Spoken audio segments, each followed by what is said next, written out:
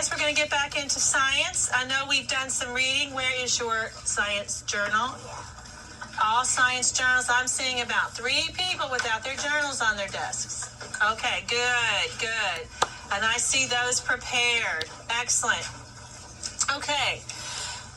Who can tell me what we have been, what unit of study we've started in science? Who can tell me? Yes. Motion and design. Motion and design.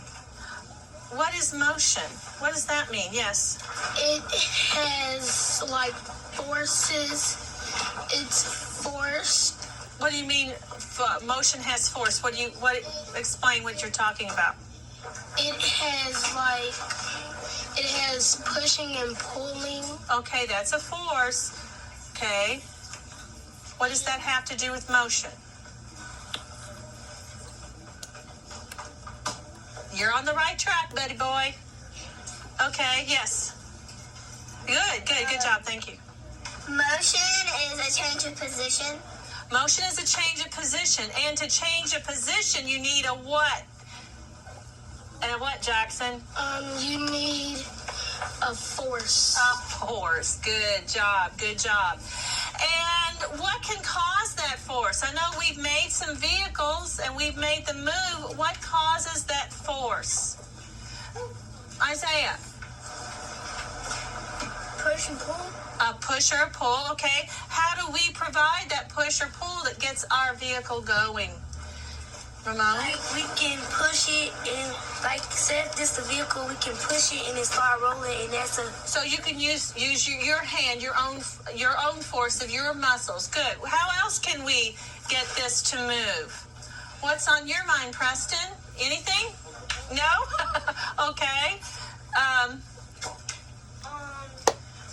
We can blow on it, and it'll. Okay. So what does that do? Good. We can wind, and wind does what? Push. It pushes it. Good. Any other ideas?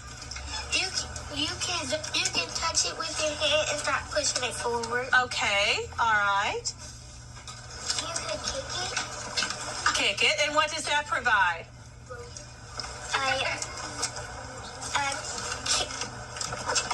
A kick provides movement. It does provide movement. Is it a push or a pull? Push. A push. What's your idea, Drake? Gravity. Gravity. And what kind of force does gravity provide? Sort of like a pushing, like a ramp or something. Could maybe. Does it push or does it pull? It kind of pushes it a little bit. It does a little bit of both, because at the beginning it pushes it down,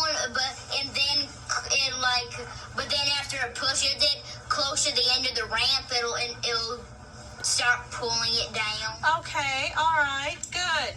Now, one thing I want us to think about, I'm going to use this vehicle here. Okay. Now, we have done some reading, and we have used some of our reading strategies, such as synthesizing. We got some new ideas, and tell me some things you found out from our reading that has to do with forces in this vehicle. Ramon. At first I thought with the vehicle we can use, like, it's just like a toy car. If you racing 2 toy cars, when you push them, they keep going until they hit something. When it hit it stops. Okay, so a force provides the motion. It makes it go, right? Okay, whether it's a push or a pull, and then until another force, like you said, something has it stop or change position. Good job. Stop or changes position. Okay, good. What else did we learn from our reading this morning? What other new ideas or things that you understand did you get from your reading? Isabel? I understood it that because I thought like a force was just anything, but it was a push and pull. Okay. Now I want you. Let's look at this vehicle right here. Okay, we've got everything on here. Let's look at this vehicle right here. It's not going anywhere. Are there forces acting on this vehicle? Because it's at rest. It's not moving. So is there force still here? Yes. No. No? Okay. Oh, somebody has a different idea. Yes, because it's force that's still moving it, but it's not enough force to push it or pull it. Okay. All right. There's still force. There's still force there. Okay. What's your idea? There's still force on it, but it's the equal amount of force. An equal amount of force. What does that mean? So the equal amount of force, what? It's keeping it from moving. Okay, good. It's keeping it from moving. We've got gravity pulling on it. We've got this table, this book that's keeping it from going anywhere, and the force of the air. Everything is equalized. Come here, Allie. And when we have a balanced force, it's not going to move. It's going to be at rest. I want you to push as hard as you can. Okay? Are we moving? No. Well, I just moved my hand, but I mean, am I moving her hand? Is she moving mine? No, because we're pushing. We're going to push. Okay. Now, we have equal balance of force. She can't move my arm back, and I can't move her arm back because the forces are equal. Okay. Now, push as hard as you can. As far. Okay. Now, the balance was unequal. She had more force on my arm. That unequal force forced my arm to move, which is what you were doing to the vehicles when you made them move. Thank you, sweetheart. What we're going to do today is we're going to test force on our vehicles. We're going to use what's called a falling weight system to do that. Okay? A falling weight system. Now, I want all eyes to follow me over here. Okay, you will have, would you get me my vehicle, please? Or whoever's vehicle. Okay, you see around the room, we have, thank you, sweetheart.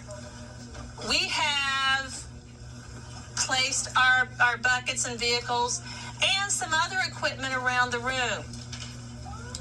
What I have is a piece of cardboard, and it has some fishing line and hooks, okay? You also have weights, okay? And we have a bookend, okay? And we're going to, why would we have a bookend if we're trying to make our vehicle move? What's the bookend for? What do you think, Ethan? Stop it. To stop what? The vehicle? Yeah, okay. So it doesn't fall off the edge of our desk, of our table, of our bookcase. Now, I also want you to think about as we're doing this. You're going to take the hook and you're going to put it against the front axle. Remember that front axle is not moving. You're gonna hook it here. And you will have the other end right at the edge. Okay, what that means, I'm gonna hold this up, sit down. I'm gonna hold this up. This should hang like this, where the top of this paper clip is just as equal flush with the bookend, okay? All right? Put your hand down, please. Now you're going to be putting weights. You have little washers, 25 little washers in a cup, and you have one large washer.